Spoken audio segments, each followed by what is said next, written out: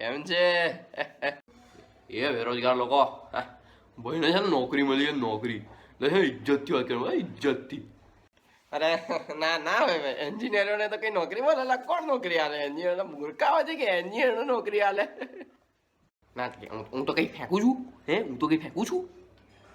અરે હસે હસે ક્યાં જોબ ક્યાં લાગી તો કે ક્યાં જોબ લાગી?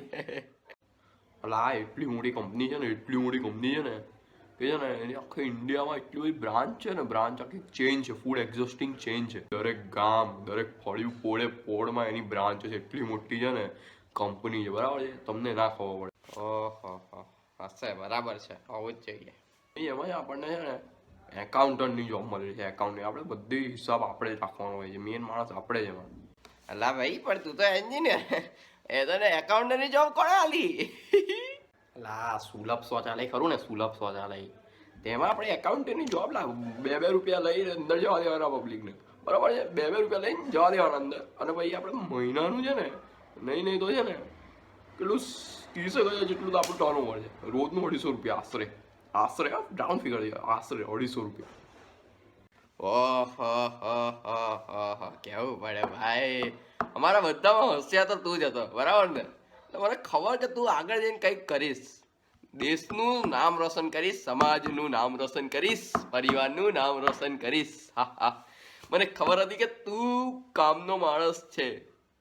આજે નહીં તો કાલે તું કંઈક સારું કામ કરશે જ. મને આમ અંદરથી ખાતરી હતી કે તું કંઈક કરીશ. હા, સૌથી મોટી વાત તો એ કે એન્જિનિયરોની બી જોબ મળે છે, તો બહુ આમ અદ્ભુત વાત કહેવાય. એન્જિનિયરોને જોબ બાકી કોણ આવે છે અત્યારમાં?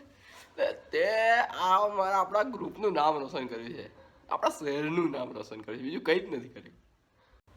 Thank you thanks. અરે પણ એ તો બધું કંઈ જ નહીં. મારા દાદા હતા ને, દાદા એના બી દાદા એ તો છે ને બહુ જોરદાર ટેલેન્ટેડ. એમણે શું કરેલું ખબર? તાજમહેલ કહો ને, તાજમહેલ તારા દાદાના બી દાદાએ બનાવેલો. તો પછી સાંજે શું બનાવેલું? સાંજે એટલે તું અમને ઉલ્લું બનાવે? સાંજે તો કઈ પાણીપુરીની લારી બનાવેલી?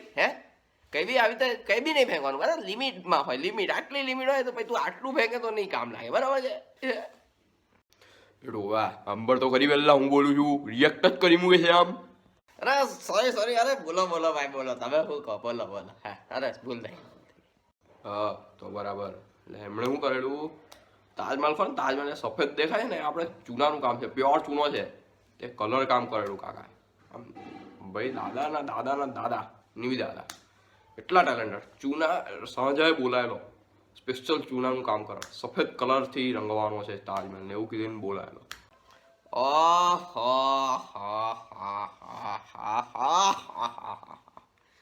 વાહ ભાઈ વાહ, માની ગયા. તાજમહેલને ચૂનો લગાડે એટલે શું કહેવાય. દાદાના દાદા એ દાવી દાદા કન્ફ્યુઝ થઈ જવા કેટલાના દાદા ભાઈ, તો પણ આમ બહુ મહાન કામ કર્યું છે. અરે સાંભળ, આવું તો કઈ જ નહીં. મારા બીજી એક ટેલેન્ટની વાત કહું. મારા દાદા ના ભાઈ એ છે ને શું કરતા ખબર તને? શું કરતા?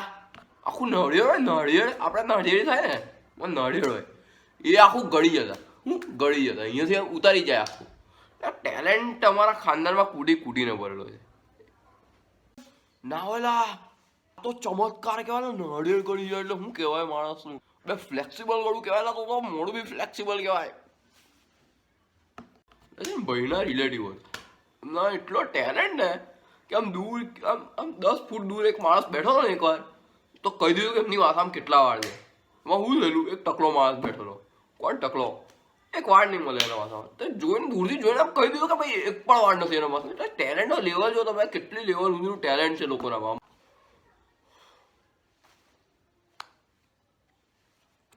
અને બીજા એક હતા ને, તો એમનામાં તો એવો ટેલેન્ટ કે માણસને 32 દાંત હોય એમણે શોધ કરેલી. 32 દાંત માણસની અંદર હોય ને એમણે શોધ કરેલી. આ શોધ વિશે એમણે બીજાને કીધું ને કે મેં શોધ કરી છે 32 દાંત હોય એની, તો શું થયું? હવે વાળો સહન ના કરી શકે. આટલો નોલેજ કેવી રીતે હોઈ શકે કોઈ માણસમાં કે આટલું બધું શોધી કાઢે કે 32 દાંત? તો એને એવો માર્યો ને કે એના 2 દાંત ઓછા થઈ ગયા.